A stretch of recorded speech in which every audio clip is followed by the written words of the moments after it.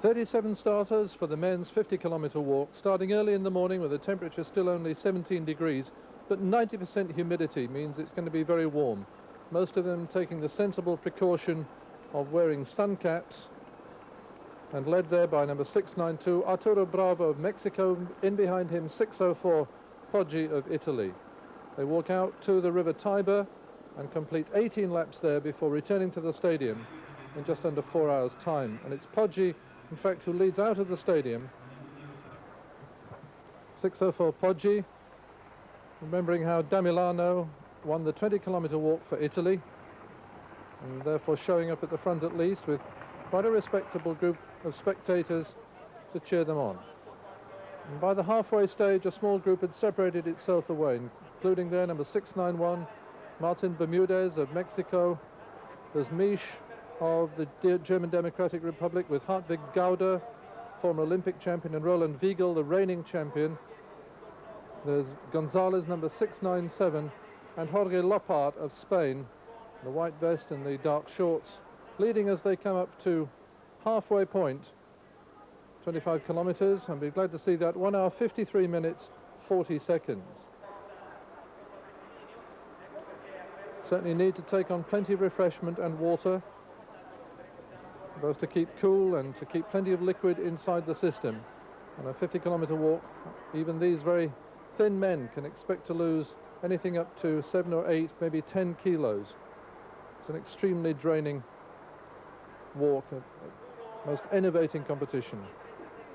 However, the judges are moving up and down the road to keep an eye that the proper technique is being observed, and already 13 of the competitors have been warned. Some have got 2 red dots against them, and 3 means disqualification. There are 3 separate judges must disqualify, and somebody's been allowed on the course there, quickly gets out of the way of this leading group of 4, the 2 outstanding East German walkers. On the left, 492, reigning champion Roland Wiegel, and the taller Hartwig Gauder, the former Olympic champion. And with them, Ivalenko, the little Russian, wearing 959, and Jorge Lopar, 35 years old now, former European champion, and the silver medalist in the Moscow Olympic Games behind Gauder. He's already been warned, so he's under pressure from the judges. And as they make the turn here, you can see in the distance, in 5th place on the left, coming up behind them, a long way behind, Bermudez of Mexico, who didn't finish in the 80 Olympics and was disqualified in the 84 Olympics and the 83 World Championships. So presumably he's taking care to go steadily and making sure the judges don't pull him out.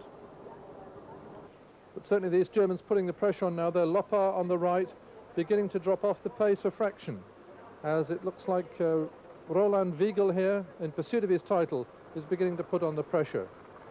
But it's still Wiegel, Gauder and Ivalenko tucked in behind them. Some welcome shade as they come round here. But you can see the temperature now crept up to nearly 30 degrees. And Lopar moving very, very fast. And it must be in danger of being called by the judges. But here, as they get within 3/4 of an hour of the stadium, it's really Roland Wiegel who's moving very fast indeed. And there's Lopar now dropping off the pace.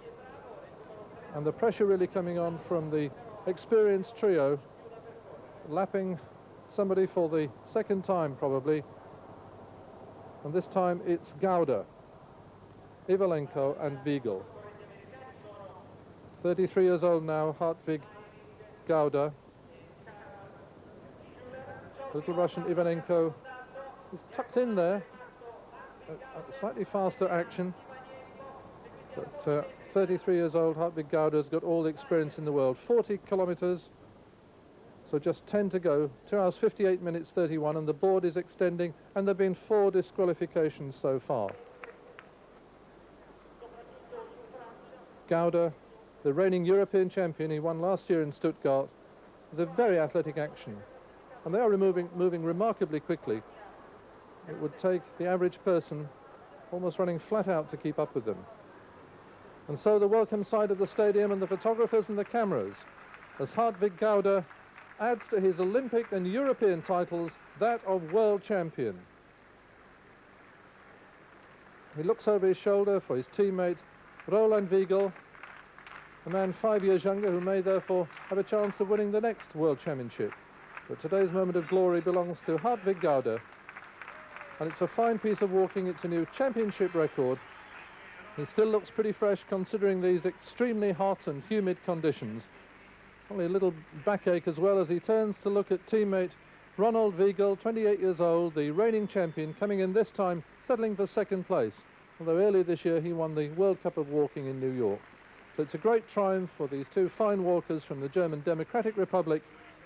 Hartwig Gauder then happy to be the victor there on the left in 3 hours 40 minutes 53 seconds. Ronald Wiegel 3 hours 41 minutes 30. Ivanenko of the Soviet Union was third, and a personal best time for him, and there were 8 national records set in this walk.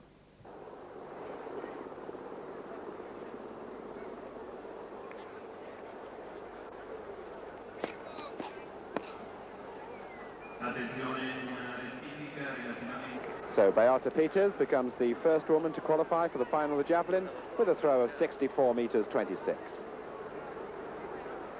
Here is the world record holder, Petra Felker of East Germany, the qualifying round of the javelin. She holds the world record. She took it away from Fatima Whitbread with 78 meters 90, and she needs to throw 64 meters here to progress to the final. No problem indeed, well over the 64-meter line. One throw, morning's work completed for Petra Felker. That throw there, well over the standard at 69 meters 16. So now, Tessa Sanderson throws. First competed internationally for Britain way back in 1974 and is back in fine form. And yes, well over the qualifying standard, could even be a season's best for Tessa. And she looks as if she's timed her come back to javelin throwing just right. Absolutely delighted with that. 66 meters 46 for Tessa. Ingrid Thiessen of West Germany. Just 3 women have so far qualified in the javelin. And she needs a 64-meter throw. And Thiessen recently threw over 69 in Berlin. And yes, that's just over. So she becomes the second of the West Germans to make it through to the final, along with Beata Peters. 64.52. Only 4 women have achieved the mandatory standard of 64 meters. That's normally easy for Fatima Whitbread.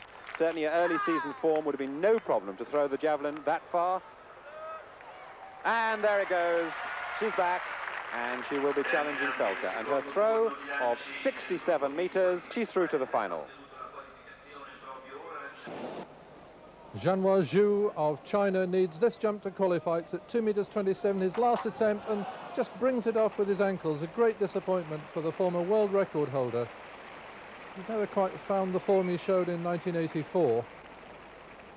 He's still one of the world's great high jumpers, but goes out at 2 meters 27.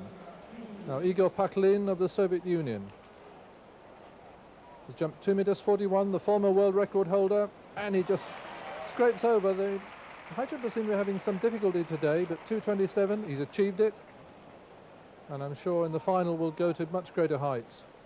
Paklin, very fast approach, really gathers and tucks. That free leg comes up and through, and the hips are lifted high over the bar. So Paklin, first attempt at 2:27 is clear. Finally, Patrick Sjöberg, the new world record holder from Sweden, has done 2 meters 42, and you can see that he has no problem at all with 2 meters 27. Fine jumping, easy jumping, although a second clearance at 2:27.